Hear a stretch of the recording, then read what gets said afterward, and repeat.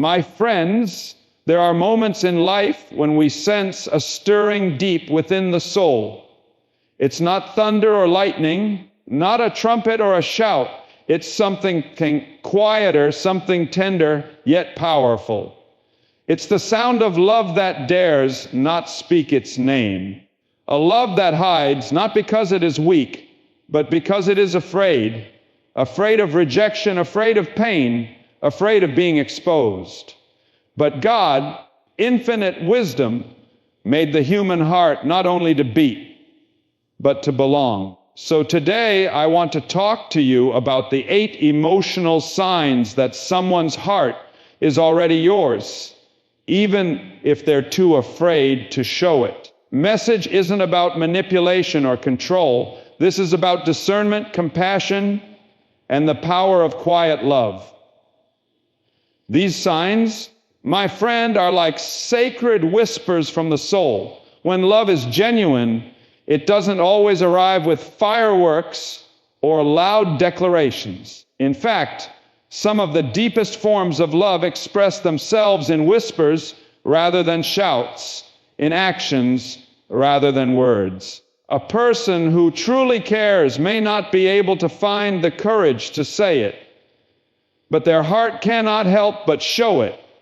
This is the essence of quiet love, love that reveals itself through the little things, the small gestures that seem ordinary on the surface, but are filled with extraordinary meaning. You might find that they remember the coffee you like, how you take it every morning, or that you always get cold in air-conditioned rooms. They may notice when you're not yourself, when your smile is a little too quick, or when your voice carries a weight it didn't have yesterday. They remember anniversaries you didn't expect them to recall, or a random comment you made weeks ago about a favorite book or song. These aren't acts of politeness.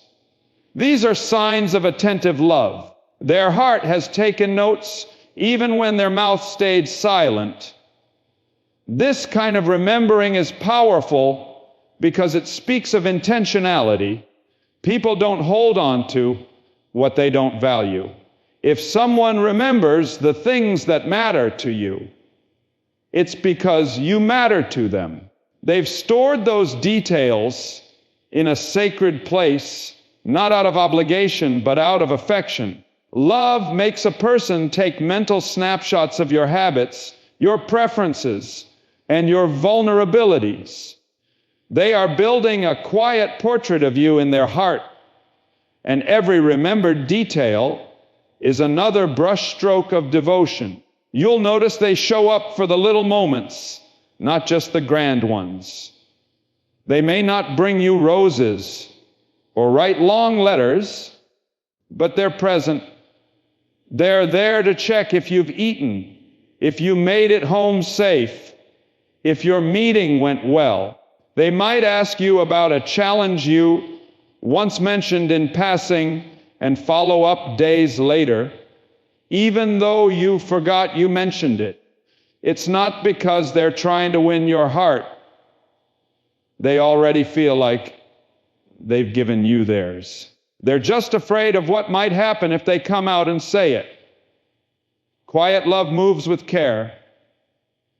It pays attention. It watches over you like a gentle guardian. This kind of love isn't boastful. It's not in the business of dramatic gestures or public affirmations. Instead, it moves through kindness, consistency, and a willingness to know you deeply. It honors your thoughts, it notices your moods, and it wants to understand your world. Is not the love that demands attention. It's the love that offers attention. When someone loves you quietly, they often wrestle with their own fear. They fear that if they show too much, they'll lose what little connection they have. So instead of speaking out, they serve.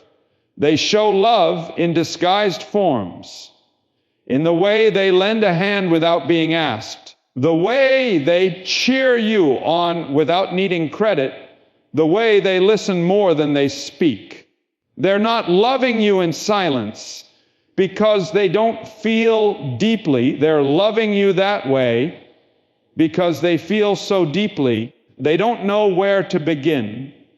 In today's loud, fast world, we often look for love that's loud and obvious. We expect grand confessions and extravagant signs. But sometimes the truest kind of love doesn't come with neon lights.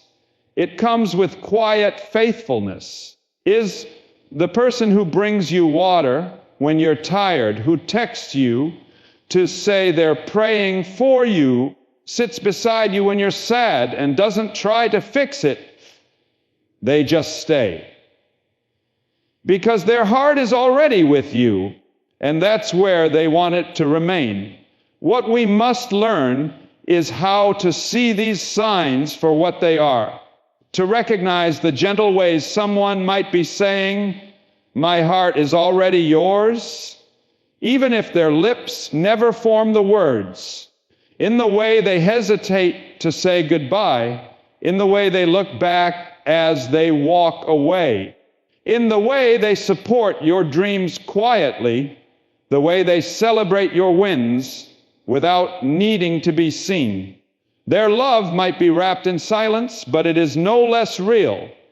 In fact, it may be all the more powerful because it has no disguise, no performance, only pure, careful devotion that waits patiently for the right time to be known.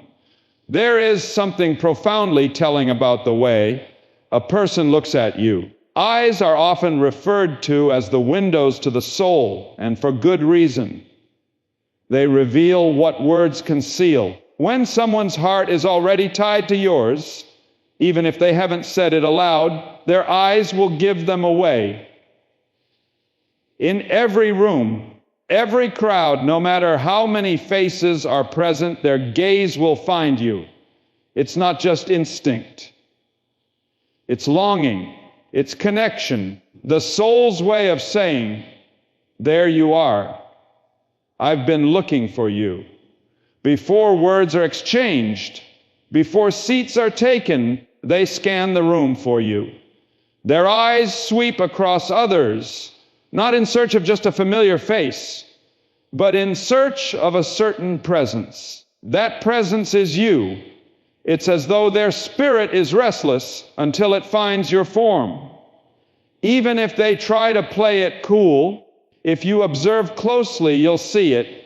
Their eyes linger longer on you. They flicker toward you more often than chance would allow.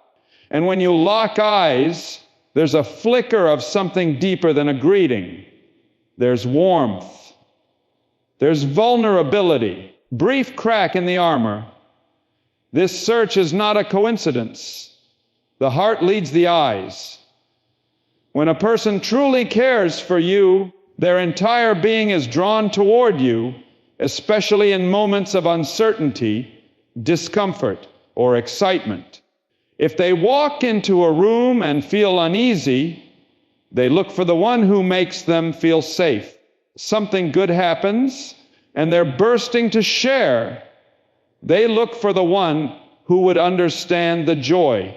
Their eyes betray the secret their lips cannot say. Their heart already belongs to you. It is a powerful thing to be the person someone searches for. It means you have become their emotional anchor. You are the one who calms the storm just by being present. It doesn't mean they're obsessed or dependent. It means that in their internal world, you hold a place of peace. And peace is rare.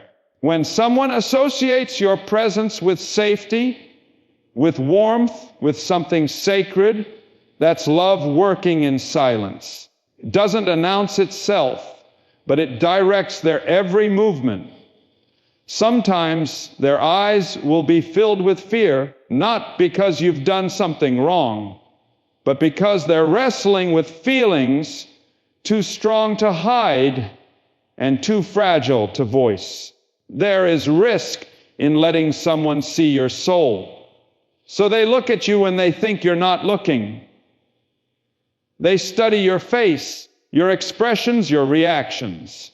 They learn how you respond to joy, to pain, to confusion. They become students of your presence, all while pretending to be casual observers. But there's nothing casual about it. Their eyes are trying to memorize you, as if to hold you even when you're gone. And in moments when they don't know what to say, when words seem inadequate or dangerous, they'll just look. The silence between you may be filled with questions, but the gaze says it all. It says, I care more than I can admit. It says, you mean something to me. It says, please notice that I notice. This kind of gaze cannot be faked. It's too sincere. It carries weight. And sometimes it carries tears, even if they don't fall.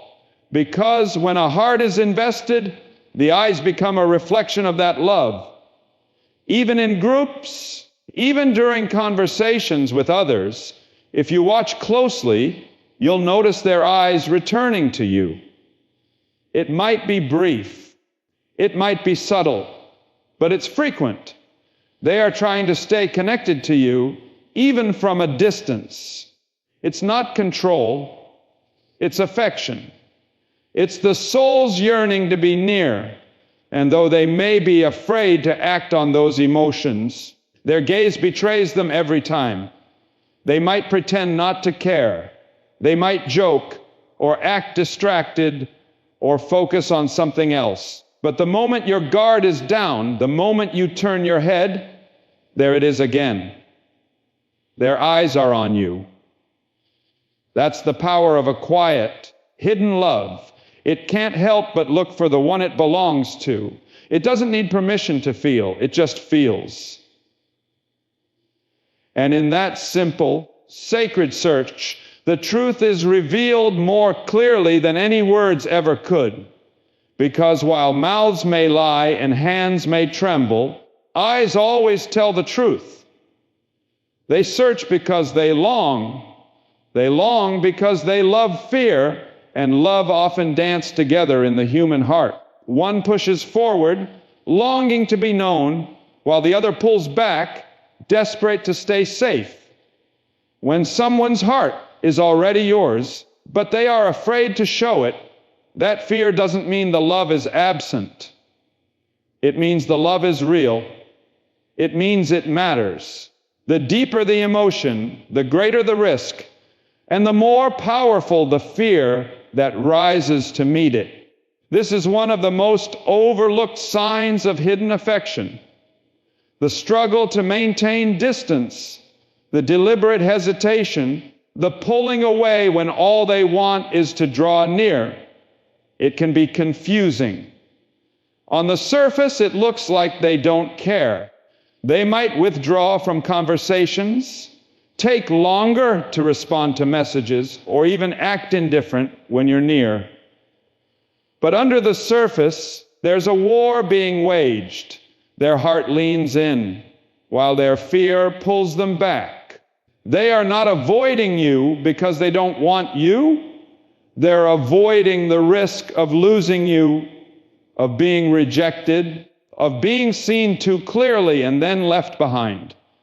This kind of fear is not rooted in apathy, but in deep emotional vulnerability. Some people have been hurt before. They've loved and lost, trusted and been betrayed. For them, love feels like a battlefield, and caution is their armor. So when their feelings for you begin to grow, they react by retreating.